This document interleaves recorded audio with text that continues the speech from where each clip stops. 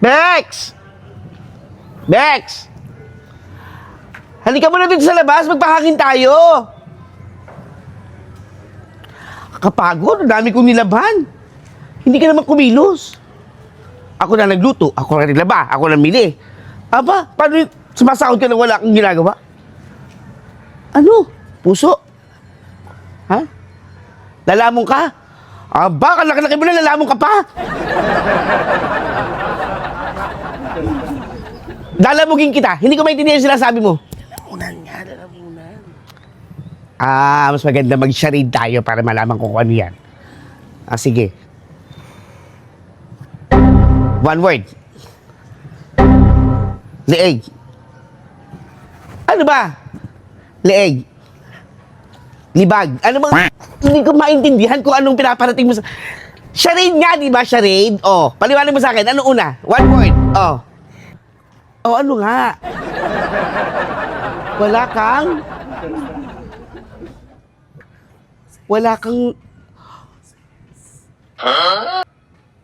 Paano ba nangyari sa'yo? Ano ba ginawa mo?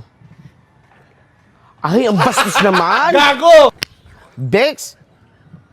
Nakakadiri ka! Baka makita ka ng mga tao. Yan ka na naman.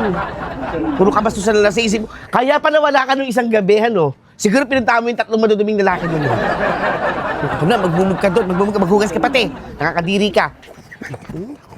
Ay, nakaw! Nakakadiri naman. Ano ba nangyayari sa inyong dalawa? Eto, hindi ko maintindihan kung ano sinasabi. Naku naman, ano ba kasi ginagawa niyo? Ang dali-dali naman sinasabi niya, wala daw siyang boses, kakakanta.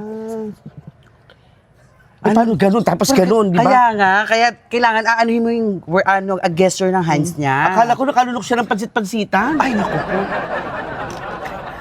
Masyadong Oy, green-minded. in fairness. Oh, yes. Look at me, I'm with a new uniform. Ang sabi natin, ibili siya ng damit at uniform, pero mas magbongga pa ang binili sa kanya. Yes, partner.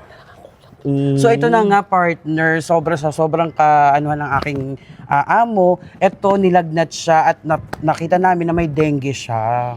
Kaya sinugod namin siya ngayon sa ospital. Kakalungkot naman. Kaya nga Si Sir Kurt, di ba nandun siya kagabi? Kaya nga nahanap ko siya kagabi, yung pala nandito kumain kala sir. Oo nga. Uy, pero masama na pakiramdam niya, di ba? Yes.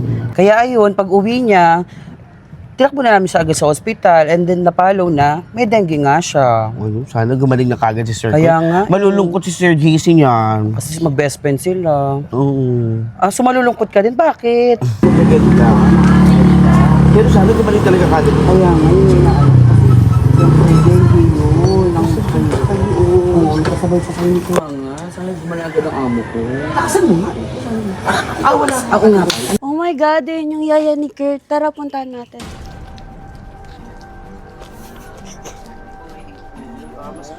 Hoy, ikaw! Kaya naman pala ayaw sa'yo ni Kurt. Kasi puro ka chismis dyan sa mga kapwa yaya mo. Pinapasahod ka tapos nakikipagchismisan ka lang dyan. Oo nga, tignan nyo yung mga itsura nyo. Ang lalaki nyo. Parang kayo pa kumakain ng pagkain ng boss nyo. Teka, naligo na ba kayo? Nangangasim na mukha ng mga baboy.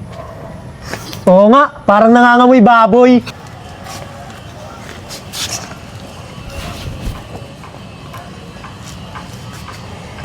Mga Bex, huwag niyo na Ikaw, nanggigigil na talaga ako sa'yo eh. po. Pasensya na po, aray ko. Ay! Mawalang galang na po sa mga batang walang galang, ano? Sana kung gaano kagwapo yung mga itsura nyo, ganun din yung mga ugali nyo. Kung makapagsalta kayo ng baboy, mas malaki naman to sa akin, no? O sige, kung ayaw mo ng baboy, ikaw na lang yung kalabaw, siya yung baka. Oh, naisip ko, Bexman?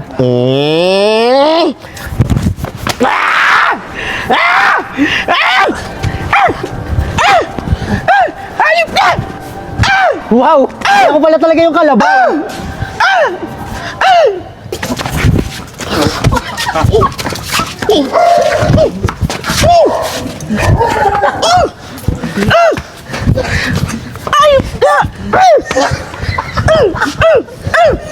Saan ba talaga si Kurtie?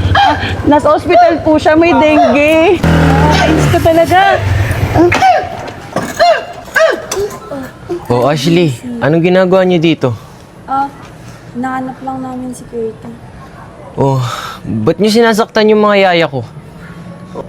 Eh sila naman nauna eh. Guys, halika na nga. Hayaan nyo na nga yung mga yan.